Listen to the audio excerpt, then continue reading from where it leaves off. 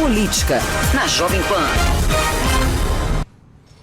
7h40 da manhã, boa quarta-feira para você. Vamos falar de política e quem sabe tudo de política é ele, o Piara Bosque, chegando ao vivo no Jornal da Manhã.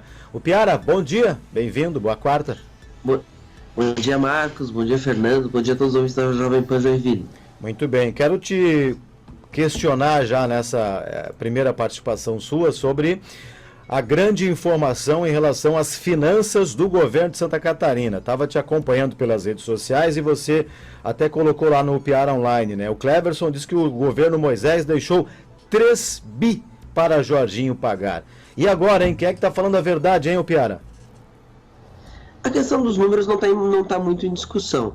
São 128 milhões de déficit no ano 2022, ou seja, faltou para fechar a conta do governo Moisés 128 milhões em 2022 e tem 2,8 bilhões em compromissos assumidos para 2023 que Jorginho vai ter que honrar. Esses números não foram contestados pelo ex-secretário Paulo Eli.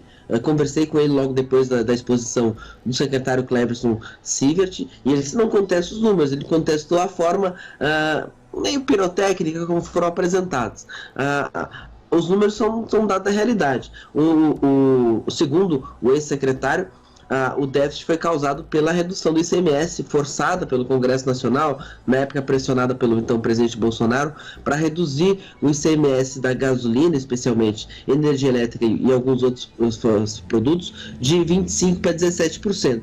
E aí o cobertor ficou curto. Na época foi feito para reduzir o preço da gasolina, teve esse efeito, mas teve efeito no caixa do Estado, no caixa dos municípios também, faltou dinheiro. O que o Paulo ele diz, mas eu assumi com 3 de déficit, no final do ano, daquele ano eu consegui até superávit. Ele acredita que o crescimento do Estado compensa. Mas, voltando para a exposição do Cleverson, fez uma longa exposição, praticamente contou a história das finanças do Estado nos últimos 10 anos, para mostrar que o volume de recursos que entrou no caixa do governo Moisés, especialmente 2020 e 2021, não era normal. Foram 6 bilhões a mais que entraram quando o governo Bolsonaro enviou recursos para combater a pandemia, quando o Estado conseguiu ficar um ano sem pagar a dívida da União, todos os estados ficaram também para dar esse suporte, e o aumento da inflação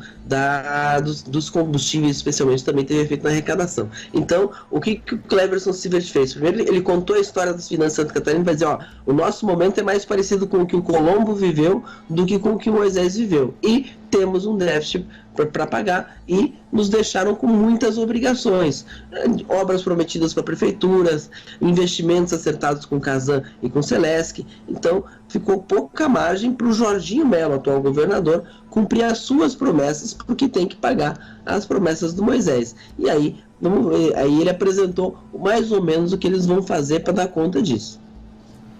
Piara, e no meio de tudo isso, né, nos desdobramentos deste capítulo, o governo trabalha com quais alternativas para ter mais receitas e também reduzir os custos, que é o mais importante? Eles apresentaram um programa de melhoria fiscal, PAFISA, que vão cortar gasto, vão revisar contrato, tudo do manual do novo governo, né? Todo governo que assume diz que vai revisar contratos, vai cortar gasto de custeio, vai etc, etc. Também se fala, e aí é uma coisa que o ex-secretário Paulo Eli também disse que deve ser feito, apontou como solução, é uma revisão dos incentivos fiscais, hoje na casa dos 20 bilhões ano, mas não é um terreno fácil de mexer. Na própria explanação do Cleverson Sievert ontem, ele apontou que tem setores, como o agronegócio, por exemplo, praticamente não contribui para o ICMS no Estado. Mas isso não é uma benesse à toa dada ao agronegócio. É que o agronegócio gera muito emprego, gera